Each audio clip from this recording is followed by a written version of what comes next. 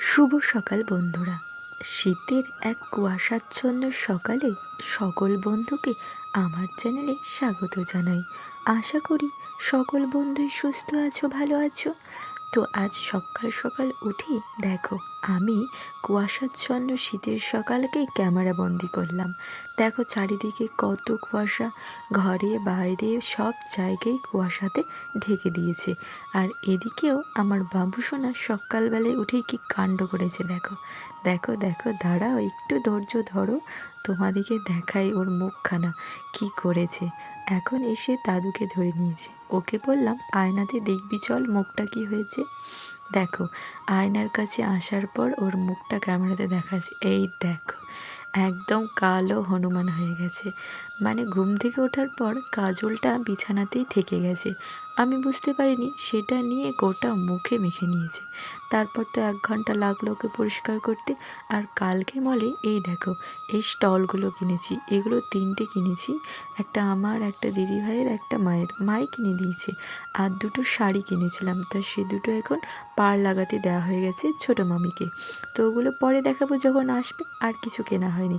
আর এই যে 2টো ফুল গাছ দেখছো, এগুলো বাবার বাড়ি থেকে এনেছিলাম, যখন পিসির বাড়ি থেকে আসছিলাম তখন বাবা এনে রেখেছিল, নিয়ে এসেছি। তো এগুলোও লাগানো হয়ে গেল আজকে টবে। আর এই যে আমি ছাদটা ঝাঁট দিয়ে নিচ্ছি, কারণ ঝাঁট না দিলে ছাদটা তো অপরিষ্কার থাকে।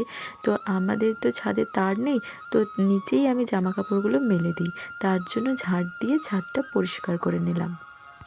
ছাদটা পরিষ্কার করে নেবার পর যে আধ শুকানো জামা কাপড়গুলো ছিল সেগুলো এবার নিচে মেলে দেবো, ধুলোবালি লাগবে না। তো রোদটা পাবে, সারা দুপুর রোদ পেলেই সেগুলো ভালোভাবে শুকিয়ে যাবে। এভাবেই কাপড়গুলো শুকাচ্ছি, কারণ এখন প্রায়ই কুয়াশা হচ্ছে, তার জন্যে রোদটাও অনেক দেরিতে 10টা 11টা নাগাদ উঠছে। তো এই যে কালকেকার এই জামা কাপড়গুলো একটুকুনও ভালো করে শুকায়নি, আধ ভিজা সব আছে। তো সব আমি ভালো করে ঝাঁট দিয়ে ছাদটা পরিষ্কার করার পর নিচে এরকমভাবে আমি মেলে দেব। তারপর আরও 1-2 ঘন্টা পর এসে আরেকবার উল্টে দেব, তাহলেই সমস্ত জামা কাপড়গুলো শুকিয়ে যাবে। আর আজকে যেগুলো ভিজাবো সেগুলো নিচেই তারে জল ঝরানোর জন্য দিয়ে দেবো, ওগুলো আবার কালকে এরকমভাবে রোদে দিয়ে শুকাবো। এরকম করে এখন কাপড়গুলো শুকাচ্ছি। তো তোমরা ভিডিওটা স্কিপ না করে প্রথম থেকে শেষ পর্যন্ত দেখো, আশা করি সকল বন্ধুকেই আমার এই ভিডিওগুলো ভালো লাগবে। হ্যাঁ, আরও একটা কথা, আমার যে বন্ধুরা ভিডিওগুলো দেখছো তারা কিন্তু প্রত্যেকেই আমার চ্যানেলটা সাবস্ক্রাইব করছো না। তোমরা যদি সাবস্ক্রাইব না করো তাহলে আমার বন্ধুর সংখ্যা বাড়বে কী করে। তাই যারাই আমার ভিডিওটা দেখছো অবশ্যই আমার চ্যানেলটাকে সাবস্ক্রাইব করে দিও, তাহলে সবার প্রথম তোমার কাছে আমার ভিডিওগুলো যাবে। আর আমারও নতুন নতুন বন্ধু পেয়ে খুব ভালো লাগবে। তো প্লিজ বন্ধুরা চ্যানেলটাকে সাবস্ক্রাইব করতে ভুলো না।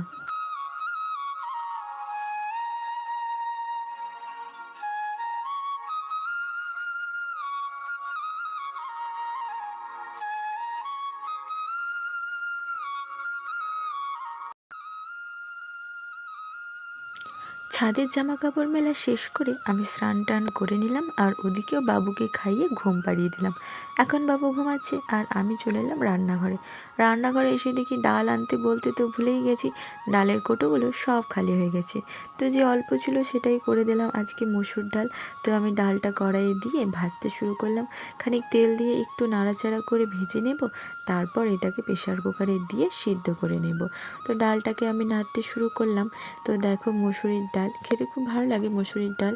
তো মুসুরির ডালটা ভালোভাবে এরকমভাবে নেড়ে তারপর আমি ওটাকে প্রেশার কুকারে সিদ্ধ করে নেব, তারপর 5 ফোড়ন দিয়ে ছোপ করে দেব, তাহলেই মসুর ডালটা হয়ে যাবে।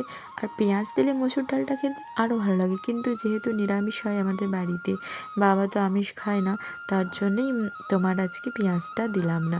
তো মসুর ডালটা আমার ভাজা হয়ে গেল, এবার আমি সিদ্ধ করে দিলাম। তারপরে ভাবছি আজকে তো বাবা মসুর ডাল খাবেই না, কারণ কালকে বাবাদের একাদশী, তো একাদশীর আগের দিন বাবা মসুরির ডালটা খায় না। তো বাবা বলল ঠিক আছে তোমরা করে নাও, আমি আজকে ডালটা খাবো না। তো মসুর ডালটা আমি সিদ্ধ করতে বসিয়ে দিলাম, তারপরে 2টো মুড়ি খেয়ে নেব, কারণ সেই সকালে খেয়েছি, আজ দেরি হয়ে গেছে অনেক, খাওয়া হয়নি। তো মুড়ি খেয়ে তারপরে আবার বাকি রান্নাগুলো করতে শুরু করব। তো মসুর ডালটা তা করতে করতে সিদ্ধ হোক আর আমি 2টো খাবার খেয়ে নিই। মুসুরির ডালটা সিদ্ধ হয়ে গেছে, তারপর আমি টমেটোর চাটনি করার জন্য চাটনি বসিয়ে দিলাম। আর তারপর আমি আজকে শিমে আলুতে ভাজবো।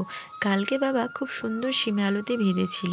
কালকে তো আমরা কেউই ছিলাম না বাড়িতে, তো রান্নাটা বাবাই নিজে করেছে।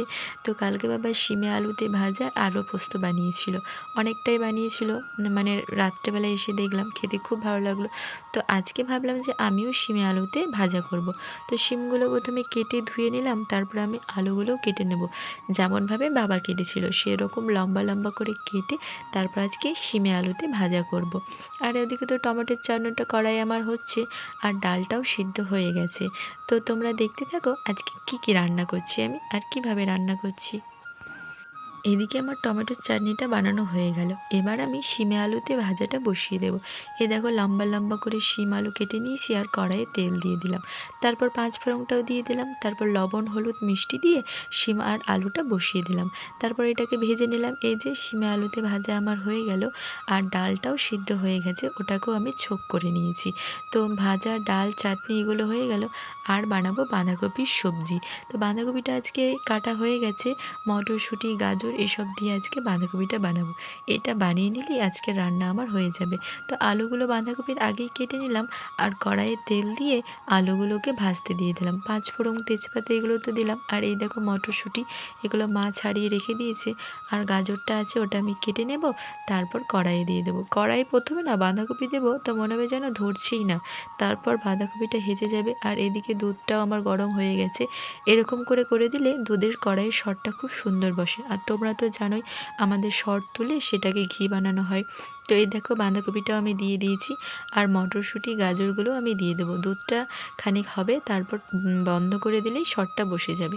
এদিকে বাঁধাকপি আর দুধ গরম হতে থাকলো, আর আমি রান্নাঘরটা পরিষ্কার করে ঝাড় দিয়ে দিলাম। আর আজকের ভিডিওটা আমি এখানেই শেষ করলাম রান্না বান্না দিয়ে। আশা করি তোমাদের ভালো লেগেছে। যদি আমার এই ছোট্ট ভিডিওটা ভালো লেগে থাকে বন্ধুরা, তাহলে তোমরা আমার এই চ্যানেলটাকে অবশ্যই সাবস্ক্রাইব করো। আর যদি ফেসবুক থেকে দেখছো তাহলে লাইক বাটনটা টিপে আমার এই পেজটাকে ফলো করো।